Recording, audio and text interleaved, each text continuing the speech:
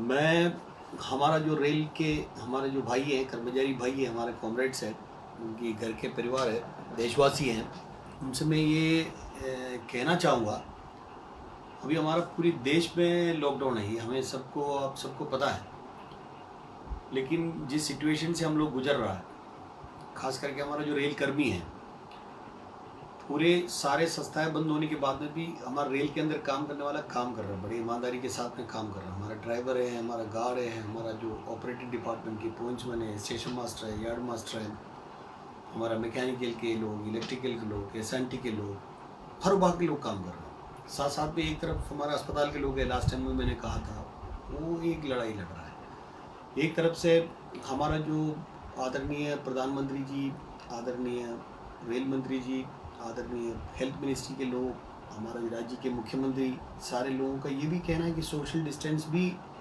पालना जरूरी है। लेकिन कहीं ना कहीं पूरे हिसाब में हमारे रेल कर्मचारियों का सोशल डिस्टेंस मेंटेन कर पा रहा है या कर रहा है, मुझे थोड़ा सा शंका इसमें। मैं हमारा कर्मचारियों को, हमारा कॉमरेड्स को मैं कहता हूँ, मेरा उनसे हाथ जोड़ के विनती है, भाई सारे लोगों के आदेश होने के बाद में भी कोई जबरन उस तरीके से चीज़ों में मत जाइएगा।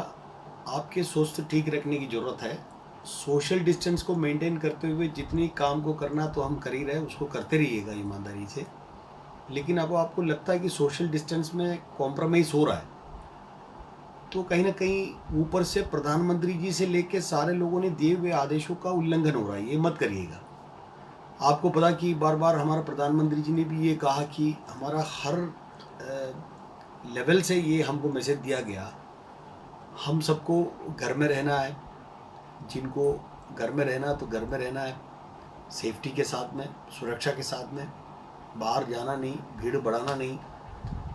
इस तरीके से काम करने के लिए हमको आदेश दिए। हमें एक तरफ काम कर रहा है उसकी खुशी भी है, दूसरे देश के अंदर जिस तरीके से नंबर संख्या बढ़ रहा है, इसको पूरी सिस्टम, पूरी संस्थाएं, पूरी मंत्रालय, केंद्र के हों या राज्य के हों, उसको कंट्रोल करने के लिए पूरे लगे हुए हैं। हम लोग भी सरकार के साथ में हैं, जिनको जितने जल्दी कंट्रोल हो जाए उतनी जल्दी हम लोगों को इस लॉकडाउन से बाहर आने का भी मौका मिलेगा, फिर देश को उन्नति की ओर ले जाने का भी हमको मौका मिलेगा। मैं इस दरमियान,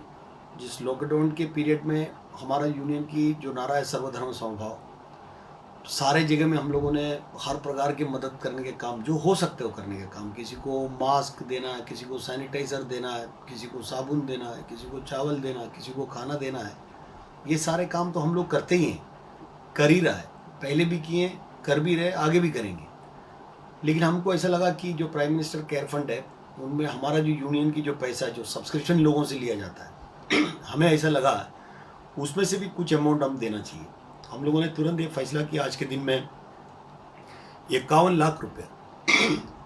प्राइम मिनिस्टर की केयर फंड पे देने का फैसला हम लोगों ने किया। हमने ट्रांसफ़र भी कर दिए। साथ साथ में हमारा जो महाराष्ट्र के अंदर जो जिस परिस्थिति है, तो हमको ऐसा लगा कि हमारा जो